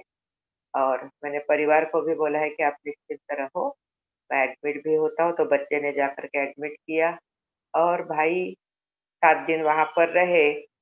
तो उन्होंने कहा मुझे कि बहन जी कुछ-कुछ इधर-उधर बहुत कुछ हो रहा था, लेकिन मैं अंदर ही अंदर केवल बाबा, इतना बाबा को मैं याद करता था कि 2-3 दिन के बाद उन्होंने मुझे अलग कमरा, एक अच्छा वीआईपी कमरा दिया, जो मुझे पहले सबके बीच में रखा था। और उसके बाद डॉक्टर उनको बोलते थे, कैसे है योगी भाई, आपके मेडिटेशन के कारण आप इतने अच्छे बन गए। दूसरा भी मैंने एक एग्जाम्पल देखा, एक माता का ऑपरेशन हुआ, तो मैं उनको मिलने के लिए गई थी, तो डॉक्टर को भी मिली, तो डॉक्टर ने कहा कि आपका मेडिटेशन बहुत पावरफुल। ये माता का ऑपरेशन किया, लेकिन मैंने देखा इनको कोई दुःख नहीं, कोई अशांति नहीं, कोई टेंशन नहीं, तो ये सारा कैसे ये आपका शिव बाबा कर रहा है, मेडिटेशन कर रहा है। तो हमारे सभी भाई-बहन तो बहुत ही अच्छा मेडिटेशन कर रहे हैं, लेकिन जब कोई प्रॉब्लम आता है तो थोड़ा अंतर्मन डर जाता है, शंका लेना शुरू कर देता है। तो आप अपने मन को बहुत पावरफुल बनाओ। बहुत बातों के लिए हमें सूरज भाई भी बताते हैं कि मास्टर सर्वशक्तिवान का प्रयोग करो। तो ये प्रयोग कुछ होने के बाद नहीं, लेकिन रोज ही हम अपने आप को बाबा से शक्ति लेकर के, शांति लेकर के, इतना शांति और शक्ति से अपने आप को भरपूर रखे, ताकि वो एक हमारे पूरे बॉडी के लिए एक ओरा बन जाए, जो कोई भी वायरस कहो, कोई भी बीमारी कहो, अंदर न आ जाए। तो फिर से एक बार मैं हमारे भाई का तहे दिल से, बहुत छोटी आयु है इनकी, कोई बड़ा भाई नहीं है ये, बहुत छोटी आयु है, लेकिन छोटी आयु में बहुत इन्होंने कमाया है। आयुर्वेदा में एमडी की, बॉम्बे, पूना, कई जगह पर इनके क्लिनिक है और गाँव वालों की भी सेवा करते हैं। और इनका पूरा ही परिवार बाबामय परिवार है। इनके माता-पिता को आप देखेंगे, माता तो जैसे बाबामय है, उनको बाबा के सिवाय कुछ नहीं सूझता है। बच्चे छोटे-छोटे थे फिर भी अपने घर का काम-काज करके सेवाओं में सेंटर को हर रीति से सहयोग देते थे। अभी आयु बड़ी हो गई, पिताजी भी रिटायर हो गए, पिताजी भी इनके प्रिंसिपल थे और इनकी 2 बहनें सरेंडर है। एक बहन लोहगाँव में रहती है अर्चना करके, और एक बहन वडगाँव में रहती है गीतांजलि करके। और पलूस सेंटर के कनेक्शन में ये गीता पाठशाला है रामापुर के अंदर। और ये नेटिव प्लेस इनका रामापुर है। ये तो इनकी बायोडाटा हो गया, लेकिन इनके अंदर मैंने जो देखा बहुत रहे, सेवा भाव, उसके लिए त्याग भावना। तो जिसके अंदर आज भी बाबा ने कहा कि त्याग है, तपस्या है और सेवा है, तो वहाँ सफलता है ही है। मैं भालचंद्र भाई को बताना चाहती हूँ कि मैंने 5 बजे बरोबर अपना वीडियो स्टार्ट किया, ऑडियो स्टार्ट किया, तो मैंने देखा उस समय भी 20-25 लोग आए हुए थे। तो 5 बजे से लेकर के लोग सुनने को उत्सुक थे। इसका मतलब है कि सबको ये है, उत्सुकता है कि ये क्या है आखिर कोरोना, और क्यों अभी तो बहुत बढ़ रहा है। कोई भी फ़ोन आता है तो कभी-कभी लगता है पता नहीं ये लोग फ़ोन में क्या बताएँ। इतना सारा माहौल इसका बनता जा रहा है, लेकिन हमारे सारे भाई-बहनों को मैंने देखा, जो भी 2-4 को हुआ, वो सभी अच्छी तरह से ठीक होकर के वापस घर पहुँचे हुए हैं और अपने-अपने रीति से अपने रेगुलर रूटीन में चल रहे हैं। तो वापस एक बार आपका धन्यवाद। अभी हम सभी 7:30 बजे तक योग करेंगे।